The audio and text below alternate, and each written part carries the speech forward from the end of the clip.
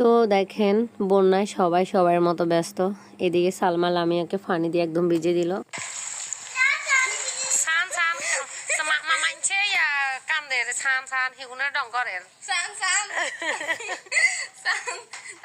তারপর লামিয়া সালমাকে ফানি মেরে দিল। তারপর দেখেন ওরা দুজন মানে মাটি দিয়ে ঘরে ভাত দিচ্ছে, বন্যার পানি যেন ঘরে না ঢুকে সেজন্য, কারণ এই ঘরে অনেক মানুষ আছে, বন্যার জন্য আসছে।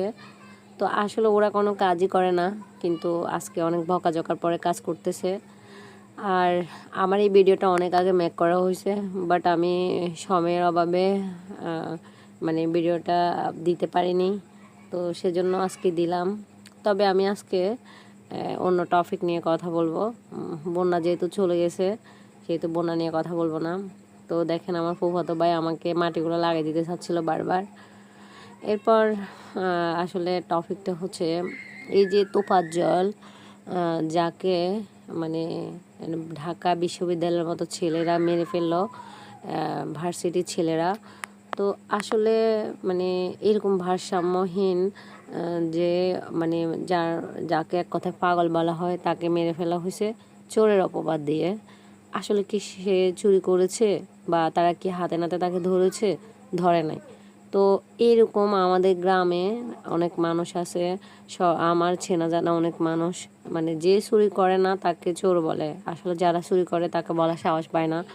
তো আমার দেখা এরকম একটা মানে গ্রামের কাহিনী, যে মানে একটা মেয়ে একবার ঢাকায় বিয়েতে যাবে, সে এই আশায় প্রায় 2 বছর ওয়েট করতেছে কবে সেই বিয়ে হবে, বিয়েতে আনন্দ করবে, নাচবে গাইবে, সেখানে থাকবে।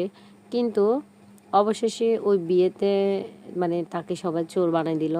সে নাকি তাদের কি চুরি করছে, আসলে মেয়েটা জানেও না সেই জিনিসগুলো কি কোথায় রাখছে, কিছুই জানে না।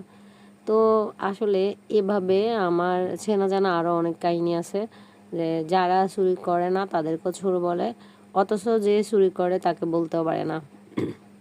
আর এই যে এই মানে বড় বড় শিক্ষিত বড় লোক, এদের কথা আর কি বলবো, এদেরকে তো কেউ কিছু করতেও পারবে না, আর এদের কোনো বিচারও হবে না, এরা বলতে